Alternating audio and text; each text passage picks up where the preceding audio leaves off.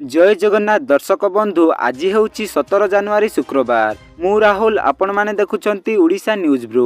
तेबे चलंतु जानि नबा आज दिनर सबुकिछि टॉप न्यूज अपडेट देश विदेश ठारो आरंभ करी राज्यर समस्त गुरुत्वपूर्ण खबर जानि पारिबे। सेतिपई वीडियो को शेष पर्यंत देखिबाकू मोर अनुरोध। ता पूर्वरु वीडियो को गोटे लाइक करी चैनल को सब्सक्राइब करि दियंतु। तेबे चलंतु नजर पकाइबा आजिर खबर उपरे। आजिर प्रथम खबर आसंता शिक्षा वर्षरु एनईपी रे हेबो पाठ पढ़ा। तेबे दर्शक बंधु ओडिशार विद्यालय स्तर में लागू होगाकू जाउछि जातीय शिक्षा नीति 2020। ए नै विद्यालय और गणशिक्षा विभाग पक्षर आज विधिबद्ध विज्ञप्ति प्रकाश पाई। तेबे शिक्षा व्यवस्था को सुदृढ़ करने सहित आंचलिक विषय वस्तु को विचार को नहीं पाठ्यक्रम प्रस्तुति कराजिबो बोली विज्ञप्ति रे दर्शा जाइछि। नुआ शिक्षा नीति ओडिशा रे लागू हेले ओडिशार स्कूल पाठ पढ़ारे वैप्लविक परिवर्तन हेबो बोली आशा करिसेंती गणशिक्षा मंत्री नित्यानंद गंड। परवर्ती खबर बढ़िबो अंगनवाड़ी कर्मी को दरमा। तेबे दर्शक बंधु खूब शीघ्र बढ़ी पारे अंगनवाड़ी कर्मी को दरमा। ए नै केंद्र निकट में दाबी रखिछंती उपमुख्यमंत्री प्रभाती परिडा। तेबे एहा उपरे केंद्र महिला और शिशु कल्याण मंत्रालय रे विचार करिसेंती बोली से कहिसेंती। तेबे खूब शीघ्र यह कार्यकारी हेबो बोली घोषणा करिसेंती सरकार। परवर्ती खबर इतिहास रचिला इसरो। भारतीय महाकाश गवेषणा केन्द्रर स्पेडक्स मिशन सफल। तेबे दर्शक बंधु महाकाश विज्ञान गवेषणा क्षेत्र में इसरो को मिली बड़ सफलता। स्पेस डकिंग रे इतिहास रचिला इसरो। महाकाश रे सफलता सह डकिंग करी चतुर्थ देश भाव सफलता हासिल करिछि भारत। गत 30 डिसेम्बर रे श्री हरिकोटी सतीश धवन स्पेस सेंटर रु राति 10टारे स्पेडक्स रो लॉन्चिंग होइतिला जहा सफलता लाभ करिछि एवं आम भारत पई गौरवर विषय पालटिछि। परवर्ती खबर 2026 सुधा भारत चतुर्थ बृहत अर्थनीति। तेबे दर्शक बंधु 2026 सुधा भारत पालटिव विश्वर चतुर्थ बृहत अर्थनीति।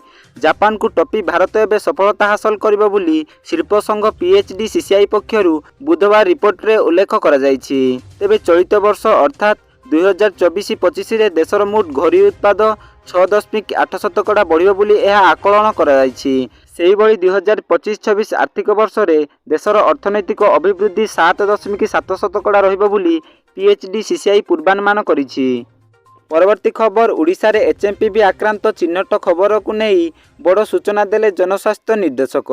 तेबे दर्शक बंधु राज्य रे एबे एचएमपीवी आक्रांत चिन्हट होई नांती तथापि खुर्दा काइपदर अंचल जड़े एचएमपीवी रोगी चिन्हट होइथिबार खबर भाइराल हेउछि। एथिरे प्रतिक्रिया रखी जनस्वास्थ्य निर्देशक डॉक्टर नीलकंठ मिश्र कहिसेंती जे राज्य रे एबे एचएमपीवी आक्रांत चिन्हट होई नांती। जेतिकी नमूना एचएमपीवी परीक्षा पाई जाइछि सबु नेगेटिव आसीछि तेणु भयभीत होबार आवश्यकता नहीं।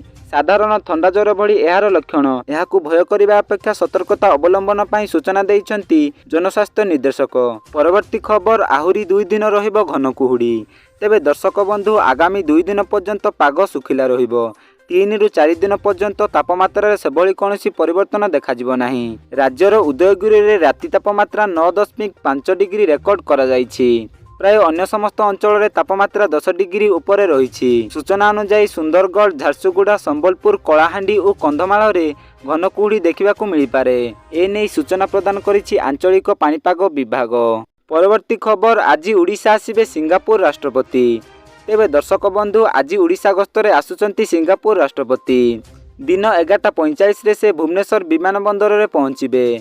परे अपराह्न 2टारे से मुख्यमंत्री को भेटिबार कार्यक्रम रहिछि। सेहीपरि अपराह्न 4टा समय रे विश्वदक्षता विकास केन्द्र रे राज्य सरकारक सहित बुझामण पत्र स्वाक्षरित करिवे। ताहा सहित वर्ल्ड स्किल सेंटर मध्य बुली बुली देखिबे सिंगापुर राष्ट्रपति। परवर्ती खबर खूब शीघ्र आसिबो स्वतंत्र आईन। तेबे दर्शक बंधु खूब शीघ्र लिंगराज मंदिर पाई आसिबो स्वतंत्र आईन।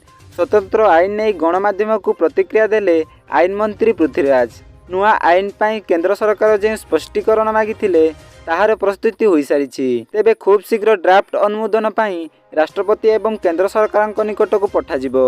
यह आईन प्रणयन हेले लिंगराज मंदिर रे नीतिक्रांति व्यवस्थित करा जाई परिबो। परवर्ती खबर चमकाइला आजिर सुना दर। तेबे दर्शक बंधु विश्व बजार रे अस्थिरता देखा दैथिबारु पुणी थरे सुना महंगा होईछि। आज भुवनेश्वर रे 22 कैरेट सुना 10 ग्राम पिछा 73,900 टंका रे पहुंचीथिबा बेले 24 कैरेट सुना दर 80,620 टंका रे पहुंचीछि।